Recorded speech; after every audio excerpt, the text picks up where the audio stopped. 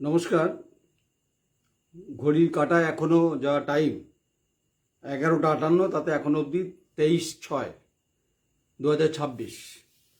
আর minute দুয়েক পর 24 তারিখ হবে।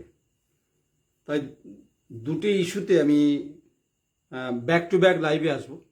প্রথমটা অত্যন্ত মর্মস্পর্শী, বেদনাদায়ক, সেটা আগে বলা উচিত বলে আমার মনে হয়েছে। এটা যেহেতু আমি আমার সাংবাদিকতার জীবনে আমি অ্যাডজাস্টমেন্ট অন্তত এই দুর্নীতি হোক, সংবেদনশীল ঘটনা হোক, কোনো সময় করিনি।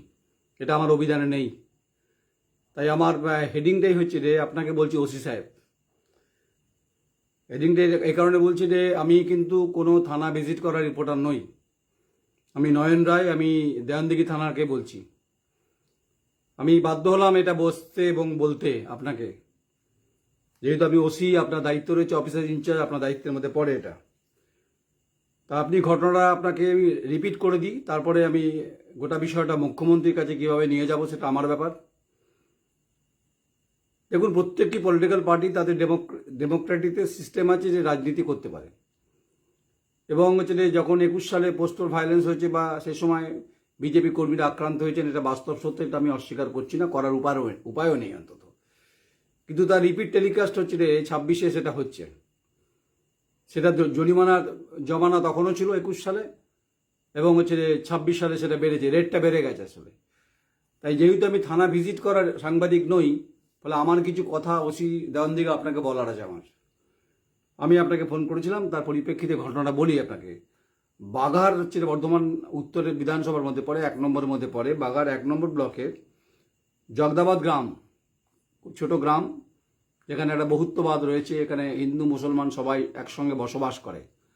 আর রাজনৈতিক বৈভবতা থাকবে, রাজনৈতিক রংমিলন্দি থাকবে, একে অপরের সঙ্গে দেখা হয়, এটা স্বাভাবিক।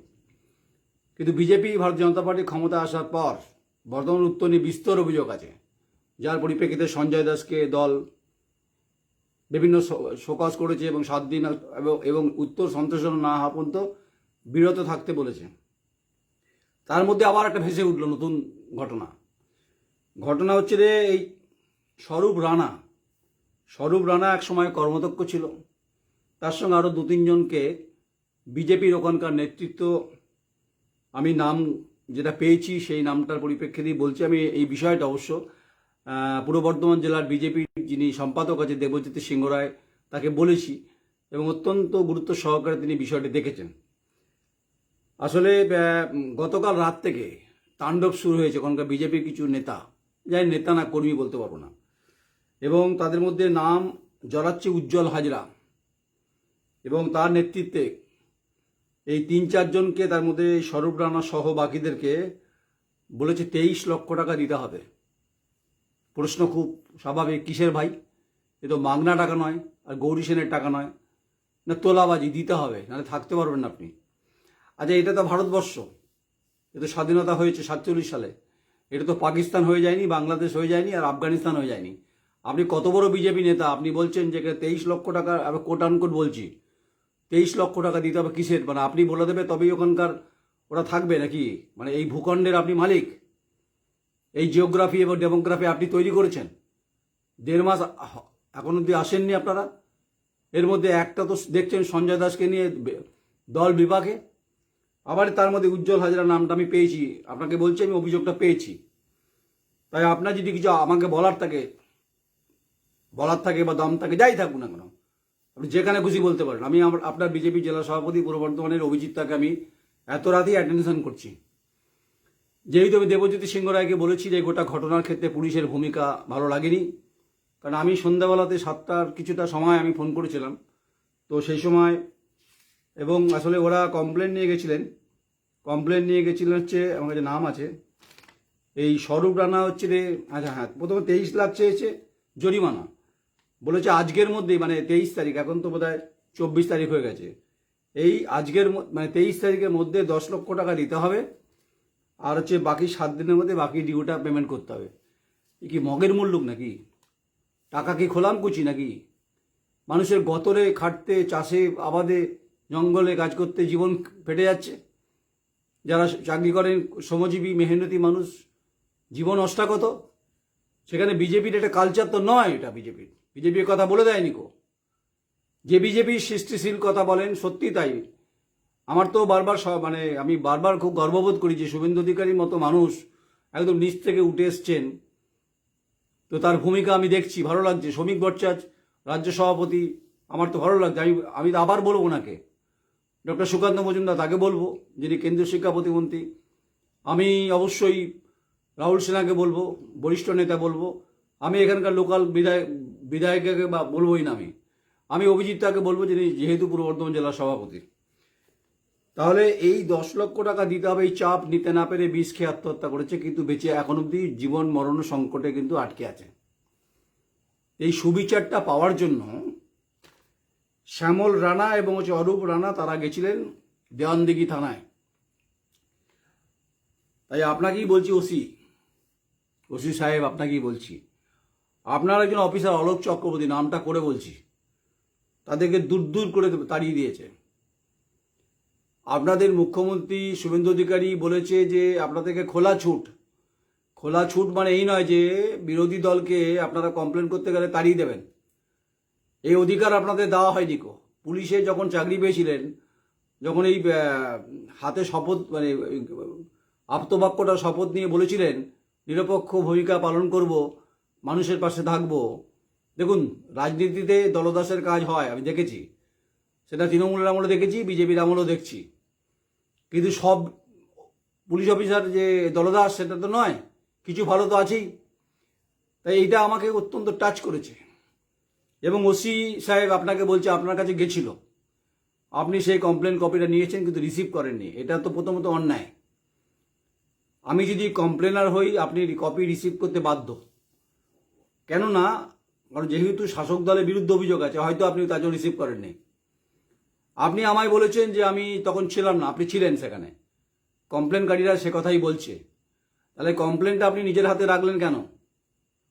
এই কমপ্লেনের পরিপ্রেক্ষিতে আপনি তদন্ত করেছেন? জানি না এখন অব্দি কী করেছেন আপনি। তাই হচ্ছে রে, একজন জীবন মৃত্যুর সঙ্গে লড়াই করছে, তোলাবাজির এই আওয়াজ কর কর কর কর করে আওয়াজ হয়েছে। আপনার তো মানবিক দিক থেকে ওসি অন্তত আপনার এই ভূমিকাটা নেওয়া উচিত ছিল। জানি না আপনি নিয়েছেন কিনা। আমি যেহেতু সাংবাদিক, আপনি আমাকে চেনেন না চেনাই খুব স্বাভাবিক। যেহেতু আমি সারপ্রাইজ কোনো ভিজিট সাংবাদিক নই যে আমি থানায় চলে যাই। আমি কালে ভদ্রে আপনার সঙ্গে আমি আপনাকে চেনিনি না, আপনাকে আমি চিনিও না। আপনি ওসির পদে আছেন, চেয়ারটার গুরুত্ব আছে। তাই হচ্ছে রে, এই যে টাকাটা, এটা তো স্বর্গ থেকে আসবে না, বা দেবতা পুষ্পবৃষ্টি করবে, টাকা পড়ে গেল 23 লক্ষ টাকা, ভাগ করে নিয়ে যাও। এ টাকা ইনকাম করতে গতরে ঘাম রক্ত তো লেগেছে। তাই আপনার ওসি হিসাবে আপনার ভূমিকাটা খুব পরিষ্কার হওয়া উচিত ছিল। যখন আমি দেবজ্যোতি সিংহ রায়কে বললাম, বিজেপির সম্পাদক, আপনাকে ধন্যবাদ দেবজ্যোতি বাবু, আমি আপনাকে ব্যক্তিগত স্তরে চিনি, আপনার ভূমিকা আমার ভালো লেগেছে। আমি যখন আপনাদের বিপ্লবী রাসবেদী বসু ভবনে যখন ব্যাপারটা বললাম, আপনি তুরন্ত ওসিকে ফোন করে বলেছেন যে ইনঅ্যাকশন নিতে হবে এবং বিজেপি যদি তারা কর্মী হয় তাদেরকে এফআইআর করে তাদেরকে অ্যারেস্ট করতে হবে। এটুকু আমার কাছে, আমি দাঁড়িয়েছিলাম, সে কথা বলেছে। তাই জানি না ওসি সাহেব আপনি এখন অবধি কী করেছেন সেটা আমার জানা নেই। কিন্তু এই যদি এর কোনো, আমি ধরে নিচ্ছি ঈশ্বর তাকে প্রাণ ফিরিয়ে দিক, বেঁচে যাক, যদি কোনো দুর্ঘটনা ঘটে তার দায়িত্ব কে নেবে? এটা তো আপনাকে ভাবতেই হবে। আর আমি রাতে বসে বলছি, মানে কাল সকালে গ্রামে যাবো, এই গ্রামটাতে কারণ আমিও এটা দেখবো, শেষ অবধি দেখবো আমি এটা। আর যারা কমপ্লেন করেছে তাদের ধমক চমক দিয়ে লাভ হবে না কিছু। যদি মনে করেন যে ধমক চমক দিয়ে চমকাবেন, সেটার খবর আমার কাছে যদি চলে আসে মধ্যরাতে, আমি চলে যাবো কিন্তু। আর একটা বিষয় হচ্ছে যে আপনি ভাববেন না আপনাকে আমি ধমক চমক দিচ্ছি। আমি ধমক চমক দেওয়া সাংবাদিক নই। আমি খুব অত্যন্ত সংবেদনশীল, বারবার বলছি মানবিক খুব। কিন্তু কোনো থানা কী জন্য তৈরি হয়েছে? পুলিশের ওসির ভূমিকা কী? পুলিশের ক্যাম্পাস কী জন্য আছে? পুলিশের ওসির কাছে গিয়ে মানুষ দ্বারস্থ হয়, অসহায় মানুষ। কাল যারা তৃণমূল ছিলেন, বিজেপি পরিবর্তন হয়েছে, বিজেপি হয়েছে, তখন তো আপনারা তৃণমূল হয়ে কাজ করতেন, সরকারের কথা শুনতেন, বাধ্য হয়েছিলেন। এখন বিজেপির কথা শুনছেন। আর এই শুনছেন মানে যখন অভিযোগ করছে সেটা রিসিভ করছেন না। রিসিভ না করা ফোন দিটা বলে দিচ্ছি আপনাকে, যাতে কোর্টে যেতে না পারে। আমি আপনাকে বলছি, ওসি দেওয়ানদিঘি, ওরা কালকে পুলিশ সুপারের কাছে কমপ্লেন করবে এবং তার একটা কপি হচ্ছে যে তারা মুখ্যমন্ত্রীকে জানাবে। আর যদি তারা না জানায় আমি জানাবো। আর পূর্ব বর্ধমান জেলার বিজেপি সভাপতিকে অভিজিৎ তাকে দেবেন এবং দেবজ্যোতি সিংহ রায়কে একটা কপি দেবেন। তাই আপনি কি করবেন আপনি ঠিক করুন। আর যদি এই সংবাদের পর, আচ্ছা প্রথমত বলে আমি কোনো ইউটিউবার নই, কিন্তু আমি সাংবাদিক, নির্ভেজাল সাংবাদিক। আপনার যা কেরিয়ার তার থেকে বেশি আমার সাংবাদিকতা। ভাববেন না আমি যে হঠাৎ করে চলে এসেছি। আমারও শিক্ষাগত যোগ্যতা আছে, আমিও উচ্চ পদে চাকরি করার পদে যোগ্যতা ছিল আমার, কিন্তু আমি এই পেশা বেছে নিয়েছি। তাই আমাকে YouTuber, Facebook reporter, WhatsApp university ভাববার কোনো কারণ নেই। আমি নয়ন রায়, এ বাংলায় আমি জ্বলন্ত উদাহরণ, এবং বাংলায় আমার পরিচিতি আছে বিভিন্নভাবে। কেউ পছন্দ করেন, কেউ পছন্দ করেন না, তাদের কিছু যায় আসে না। আমার কাছে কমপ্লেন এসছে, কমপ্লেনের পরিপ্রেক্ষিতে আপনাকে আমি বলছি যে আপনি অ্যাকশন টেকেন নিয়েছেন কিনা এটা আপনাকে কাল সকালবেলাতে আমি জানতে চাইব। প্রথমত গ্রামে যাব, আবার যদি ঈশ্বর বাঁচিয়ে রাখুক, হতে পারে তৃণমূল আবারও ছিল, অপরাধ তো হয়েছে, অপরাধ করেছে, তার পরিবর্তে ছিল 23 লক্ষ টাকা কি গাছে, টাকা গাছে বলে নাকি, টাকা গাছে বলে দিয়ে দেবে। তাই আপনার বাগাড়ে জগদাবাদের স্বরূপ রানার ঈশ্বরের প্রতি কামনা করুন। ওসি দেয়ান দিকে আপনাকে বলছি যেন বেঁচে যায়। জানি না যদি কোনো ঘটনা ঘটে যায় তাহলে কিন্তু নয়ন রায় তার যে রণক্ষেত্রে, যে গণতন্ত্রে যে রণক্ষেত্র বলা হয় তাকে, তার যে ভূমিকা যেটা হবে সেটা খুব ভয়ঙ্কর হবে। কারণ আমি কালকে আপনার থানার সামনে যাব, এইটুকু কথা আপনাকে দিলাম। আমি শুধু গ্রামে যাব না, গ্রামের বক্তব্য শোনার পর ওদের বক্তব্য শুনবো। আর এই যে মাতব্বররা টাকা চেয়েছে তাদেরকে খুঁজে বেড়াবো আমি। দিনের বেলাতে টর্চ লাগবে না, এমনি সূর্যের আলোয় খুঁজে বার করা যাবে। আমিও দেখতে চাই এরা এক একটা শ্রমিক ভট্টাচার্য বা শুভেন্দু অধিকারী কিনা, বা আমিও দেখতে চাই এরা বিজেপি জেলা সভাপতি কিনা। এরা হয়তো খুচরো পয়সা, হয়তো খুচরো নেতা, যাতে কোনো মূল্য আছে কি জানি না। আপনাদের বলেছে নাকি বিজেপি রাজ্য সভাপতি তোলাবাজি করতে? আপনাদের লজ্জা, আপনাদের ভয় হচ্ছে না শরীরে এই সঞ্জয় দাসের পরিপ্রেক্ষিতে পড়ে? তারপরেও একজন মানুষ বিষ খেয়ে নিল। যাই হোক, বর্ধমান বিজয়চাঁদ মেডিকেল কলেজে ভর্তি আছে, খারাপ অবস্থায় আছে। তাই অনেক রাতেই বসে বললাম, আপনি মানবিক হন ওসি দেওয়ান দেখি বলছি আপনাকে আমি। আর এই শোনার পরে, এই সংবাদ পরিবেশনের পরে যদি আপনার আমাকে নিয়ে কিছু ভাবনা চিন্তা থাকে, মানে অ্যাকশন টেকেন, আপনাকে আমি খোলা দরজা দিচ্ছি, আপনি করবেন। আর গণতান্ত্রিকভাবে ফোর্থ পিলারে যে লড়াইয়ের যে ভূমিকা আমাকে যে দায়িত্ব পালন করতে বলা হয়েছে, আমি খুব স্বাভাবিকভাবে স্বরূপ রানার পাশেই দাঁড়াবো, পরিবারের পাশে দাঁড়াবো। কারণ আমি মনে করি যখন বিজেপি, আজকে যখন বিজেপি, যখন তৃণমূল কংগ্রেস যখন আগ্রাসন ছিল, আমি তখন তাদের ভূমিকা, তাদের পাশে থেকেছি। আমার কাজ হচ্ছে পাশে থেকে সংবাদ করা, দুর্নীতির বিরুদ্ধে প্রতিরোধ করা, পুলিশের ভূমিকা যদি পরিষ্কার না হয় তাই সেটাকে পরিষ্কার করা। আমি সমাজ সংস্কারের ঠিকানি নিয়ে কিন্তু রাজা রামমোহন রায় নয় সতীদাহ প্রথার বিরুদ্ধে আন্দোলন করতে নামবো। আমি বলছি আপনার সঙ্গে আমার দেখা হবে, খোলা আকাশের নিচে দেখা হবে, আপনার থানার সামনে দেখা হবে। তাই ঈশ্বরকে প্রার্থনা করুন যেন স্বরূপ রানা বেঁচে থাকে। আর পুলিশ সুপারকে কি জবাব দেবে সেটা আপনার ব্যাপার।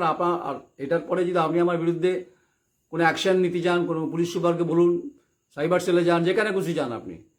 আমি আপনাকে ফোন করেছি, কল লিস্ট তার প্রমাণ। আপনাকে দেবজ্যোতি সিংহ রায় ফোন করেছে, তার কল লিস্ট প্রমাণ। আপনাকে কমপ্লেন করেছে, আপনি বলুন কমপ্লেন পাইনি, হয়তো বলবেন। পাল্টিবাজি হতে তো বেশি সময় লাগে না, পুলিশের ভূমিকা আমি জানি। তাই আপনাকে আবার সেই কমপ্লেন কপি নিয়ে তারা থানায় যাবে না, তারা এসপি কাছে যাবে। নতুন এসপি এসছেন, তার কাছে যাবেন, তার কমপ্লেন বক্সে দেবেন এবং চিফ মিনিস্টারকে মেল করবে আমাকে যা বলেছে। তাই এই অবধি মোটামুটি আপনাকে বলে রাখলাম। ঈশ্বরকে আপনি প্রার্থনা করুন যেন এই প্রাণটা যেন বেঁচে যায়, বলে না হলে কালকে সকালে সূর্যোদয়ের সঙ্গে সঙ্গে আপনার যে কর্মজীবনের যে ভালো ভালো কাজ যে আপনি করেছেন, জানি না আপনার সঙ্গে আমার আলাপ নেই, যে এটা কিন্তু বেদাগ হয়ে যেতে পারে। যদি কিছু হয়ে যায় তাহলে কিন্তু আমি আপনাকেই দাঁড় করাবো ওখানে। আপনি বলবেন যে আপনি আমার কী করবেন। গণতন্ত্রের ফোর্থ পিলারের ট্যাবলেট খুব গুরুত্বপূর্ণ। ওসি দেওয়ান দিকে আপনাকে আমি বলছি। আমি আপনার নাম করছি না, আপনার নামটা মনে পড়ছে না, কারণ আপনাকে আমি দেখিনি কোনোদিন। আর আমার আপনাকে প্রয়োজন, মানে আপনার কাছে আমার যাওয়ার প্রয়োজন নেই, কারণ আমি তো সারপ্রাইজ ভিজিট থানা করতে যাই না সাংবাদিক হিসাবে। তো যারা যায় তারা যায়, আমাকে সমস্ত বলবেন না। আমি গণতন্ত্রের পক্ষে, সার্বভৌমত্বের পক্ষে, দুর্নীতির বিরুদ্ধে। এই স্বরূপ রানা সহ বাকিদের যে 23 লক্ষ টাকা চেয়েছে, এই নাম করলাম উজ্জ্বল, এ কে খুঁজে বার করুন, না দায়িত্ব আপনার। আর যদি খুঁজে বার করতে না পারেন তাহলে দেবজ্যোতি সিংহ রায়কে যে আমি কথাগুলো বলেছি তাহলে আপনাকে আমি এই রাতেই যাওয়া তাকে ফোনে তার সঙ্গে কথা বলবো। বাধ্য হলাম, বাধ্য করলেন আপনি। আপনাদের এই খোলা ছুট মুখ্যমন্ত্রী যা দিয়েছে শুভেন্দু অধিকারী, এটা খোলা ছুটের নমুনা নয়।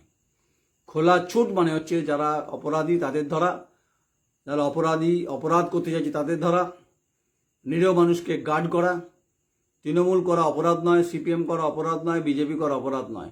ক্ষমতার পাশা ক্রমাগত পরিবর্তিত অবস্থার সঙ্গে পরিবর্তন হয়, কিছু থেকে যায়, কিছু কিছু কিছু স্মৃতি, কিছু ইতিহাস, কিছু রাজনৈতিক উদাহরণ যা আমাদেরকে এক্সাম্পল সেট করে। আপনি আজ আছেন কাল নেই, ওসি পদে চলে যাবেন, কিন্তু আপনার কাজ কর্ম যা কিন্তু দেয়ানদিঘির বিস্তীর্ণ এলাকায় কিন্তু আলোচনা হবে।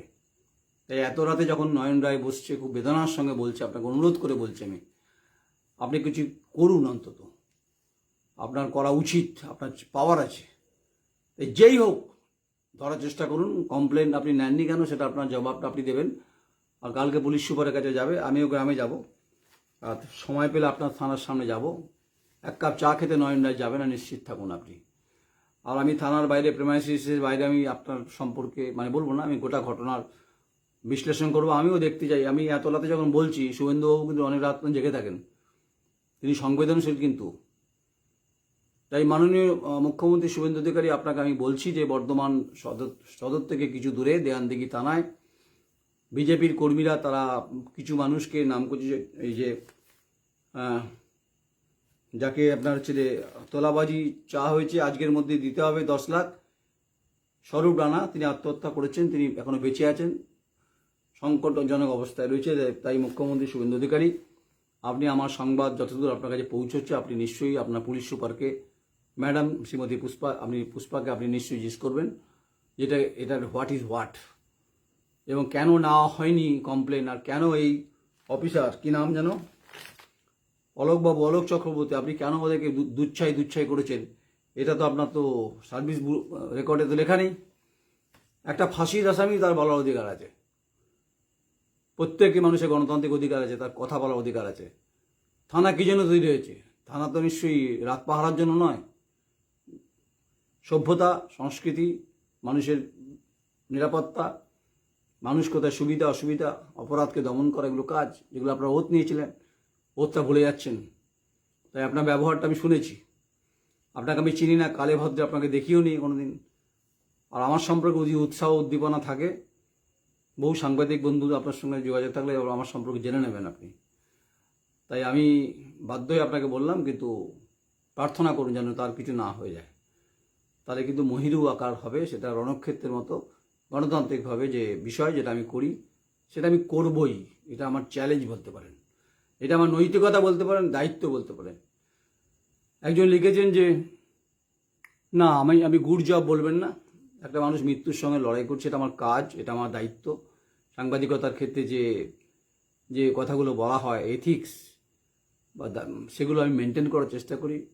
তাই এত রাতেই বসেছি, বাধ্য হয়েছি বসতে, অত্যন্ত ব্যথিত মন নিয়ে বসেছি। জানি না তিনি কোন রং করতেন, কোন কালার জামা পরতেন, তিনি আমার দূর সম্পর্কে কোনো আত্মীয় হন না। তো ওসির মানবিক হওয়া উচিত ছিল। আপনাকে কিন্তু এই ঠেলা সামলাতে হবে কিন্তু। তাই প্রার্থনা করুন, ওখানে মন্দির আছে আপনার দেয়ানদিঘি থানার পাশে। এই অবধি বলে রাখলাম, বাকিটা কাল সকালে সূর্যোদয়ের সঙ্গে সঙ্গে সূর্যের যেমন রং আভা যখন ছটা যখন আমাদের শরীরে পড়ে, অক্সিজেন দেয় আমাদেরকে, তেমনি ওই গ্রামেও কিন্তু ওই জায়গার নাম কি, জগদাবাদে পড়বে, যেন দুঃস্বপ্নের নগরী তৈরি না হয়। আর যদি হয় তাহলে কালকে আমি আমার গণতান্ত্রিক ব্যবস্থার সঙ্গে জুড়ে থাকা যে সাংবাদিকতা, তার যে অলংকার, তার যে শব্দ, তার যে কথা তথ্য, সেগুলো তুলে ধরবো, সেগুলো আপনার বিপক্ষে যেতে পারে। এটুকু আপনাকে বলে রাখলাম। ভালো থাকবেন, মানুষের কাজ করুন, সমাজের কাজ করুন। খোলা ছুট মানে যা খুশি করবেন এরকম ব্যাপার নয়। আর সাংবাদিকরা এই সমাজ ব্যবস্থার হচ্ছে তারা অংশীদার, তারা ভাগিদার, তারাও এই সুস্থ জীবনকে তারাও মেনটেন করে। আপনাদের বহু ক্ষেত্রে আমরা সাংবাদিকদের ভূমিকা থাকে পুলিশের সঙ্গে সহযোগিতা করা। তাই আমি সারপ্রাইজ কোনো ভিজিট যখন করিনি, আমি কথাগুলো বলে রাখছি ওসি দেয়ানদিঘি, আপনাকেই বলছি, ঠেলা আপনাকেই সামলাতে হবে, আপনি বাকিটা বুঝে নেবেন। এই অবধি থাক, আমি যদি ভুল বলি কমেন্টস করুন। লিখেছেন যে শেখ শফিকুর রহমান লিখেছেন কোথায় ঘটেছে, এটা বর্ধমান উত্তরের বাঘার বলে একটি জায়গা আছে, জগদাবাদ গ্রামে হয়েছে। স্বরূপ রানা এই তোলাবাজির চাপ নিতে না পারার কারণে তিনি সুইসাইড করেছেন, তিনি এখন সংকটে রয়েছেন, এটা বলে রাখলাম। এটা বাংলার বহুদূর পর্যন্ত পৌঁছবে, এত রাতে যখন বলছি কথা। আমি বহু মানুষকে জুটতে দেখছি, আরও জুটতে থাকুন আপনারা। প্রতিটি কথার মধ্যে আমি বলছি আবেগ আছে, আমার এর মধ্যে আবেগ আছে, এর মধ্যে কোনো রুষ্ট কোনো কষ্ট কষ্ট আছে, স্পষ্ট কথাই বলছি আপনাদেরকে।